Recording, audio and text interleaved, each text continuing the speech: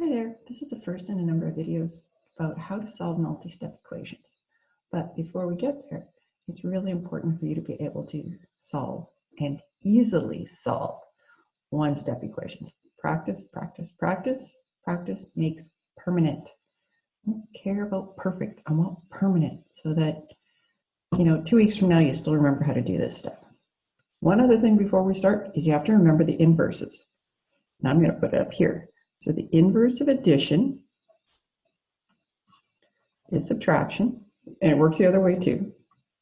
The inverse of subtraction is addition. In other words, that's what you use to simplify or to get rid of it. And the inverse of multiplication is division. And remember, our goal all the time is to get the variable all by itself. Sorry, just going to adjust my camera there. All by itself and positive on one side of the equation. Doesn't matter if it's left or right, just one side of the equation. So one thing you can do, and I should have done this before I started the video, it's not too exciting watching me do this, is take a highlighter and highlight all the variables. That's what you need to get by yourself.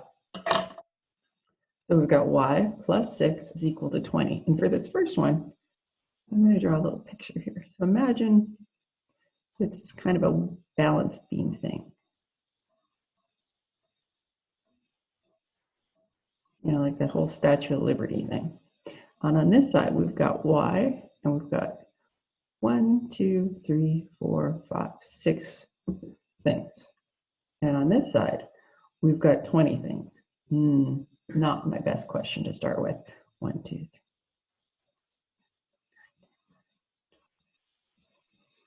17, 18, 19, 20. Okay, so imagine all these little lines or little boxes that are sitting in there. I want to get the y by itself, so what I have to do is to get rid of these 6. So if I take 6 away from this side, I need to take 6 away from this side too, so it remains balanced, because this is a balance beam. And as long as you take the same stuff away from both sides, it's not going to change. And I think there's 1, 2, 3, 4, 5, 6, which leaves us with 1, 2, 3, 4, 5, 6, 7, 8, 9, 10, 11, 12, 13, 14. I don't expect you to do that every time. It would take forever. But if you get confused on a test, go back and at least in your mind think about doing it this way, and it may come back to you. The easier way is, this is y plus 6. The inverse of plus 6 is minus 6. So the way I do it is I just write like that, and I'm going to subtract 6 from both sides. And that line should have went right there, because it's the 6 I'm taking away from. So plus 6 and minus 6, when you put it together, that becomes 0. So it cancels out. We don't need it anymore. Y is equal to 14. All right. I was not hired for my drawing skills, so we're just going to leave that one alone. We're not going to draw anymore. Let's take a look at this one. R divided by 7 is 11. Well, the opposite of division, or the inverse, you don't remember, is multiplication. So we're going to multiply this side by 7 and this side by 7. So R, because this cancels, is equal to 77. And we're going to do a check. I'm going to check this one. So with a check, there's at least 3 steps, minimum 3 steps. You write the equation, you substitute, and then you solve it. And the 2 sides should be equal. So there's my equation. Now I'm going to take my answer and I plug it in where the R was. So 77 divided by 7 is 11. 77 divided by 7 is indeed 11.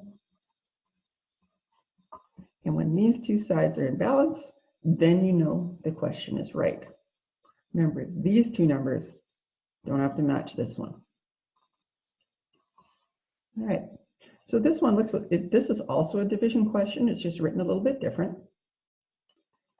And when we get into the further into this, I'll show you a different way to do two-step equation or to do fractional equations. But for this one, it's pretty easy. This is y divided by 10. Right? You normally say over 10, but it really, this line does mean divide. So divide by 10, the opposite is going to be multiplied by 10. And I just write it this way because it makes it easier for me to understand what's going on. Because if you go 10 divided by 10, right, I'm doing this part, you get 1. And that's what we're doing. We want to get the y by itself and positive. 8 times 10 is 80. At this point, I actually hope that you have done the whole worksheet before you even started the video. If you haven't, turn the video off now, do the rest of the questions, and then turn it back on. Don't sit here and watch me do the questions. All that's doing is proving that you can watch videos. I need you to prove that you can do math, and that's way more important.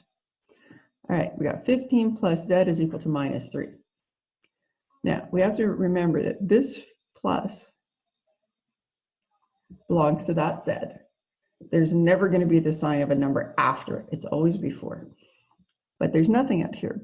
But mathematicians are generally lazy, and they don't bother putting a plus. It's an understood one because most of the time it's plus, so why write it? We're only going to say when it's an exception.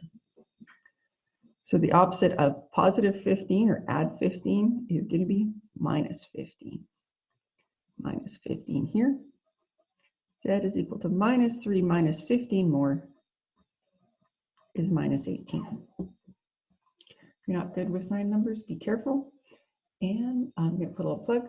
There should be a video in this series somewhere that you can find about integers and sign numbers. Check it out. Oh, look, this question's almost the same. 15 plus n. So same theory, minus 15 minus, whoops, not 36. It's always got to be the same thing we're subtracting from both sides. Golden rule of equations, whatever you do to one side, you need to do to the other. These cancel out, and I get 36 minus 15. That's 1, carry the 1. I just didn't want to make a mistake, so I just did it there. Okay. This stuff is not hard, is it? So we got x minus 10 is 15. So I need to get rid of this part. So I'm going to add 10. Add 10. X is equal to 25. You know what? I'm going to check this question. I like this because we haven't had any of these. So 36 is equal to minus 4d. Well, when a number is right beside the variable, even if there's nothing, or when there's nothing in between, it means multiplication. So we're going to have to divide because that's the opposite.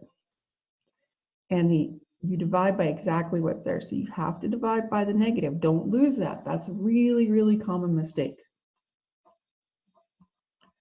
So d is equal to negative 9. Okay, so when we do our check,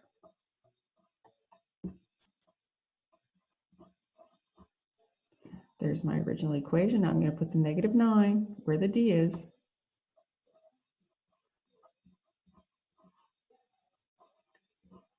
So 36, check. Now, just a little tangent side note here.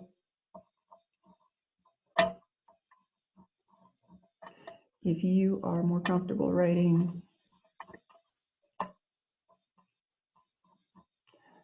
oops, that's completely fine.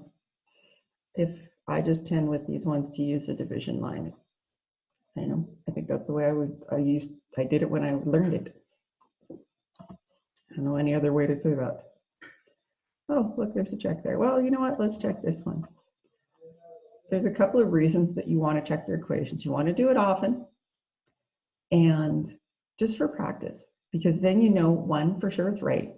2, the more times you do it, the more likely you are to remember it when it comes test time. And it's fun. It's easy. So x minus 10 is equal to 15. I'm going to take my answer, which was 25, and substitute it in. 25 minus 10 is 15 is equal to 50. And like, woohoo, you can tell yourself, woohoo, good job, got it right. Don't even have to watch the video. I know it's right because my check worked. I had a girl who was a really amazing math student. She checked every question. And part of the reason she was good is because she practiced so much. All right, 5 is equal to m minus 6 plus 6 plus 6. 11 is equal to m. Don't feel the need to put the m over there and the 11 on that side. That's just a bad habit, and it'll cause you grief. Oh, I got Jackie in. Oh, well, let's do this one. 5 is equal to m minus 6. Now we're going to substitute it in. So my answer, my 11, is going to go here. 5 is equal to 5. Good job.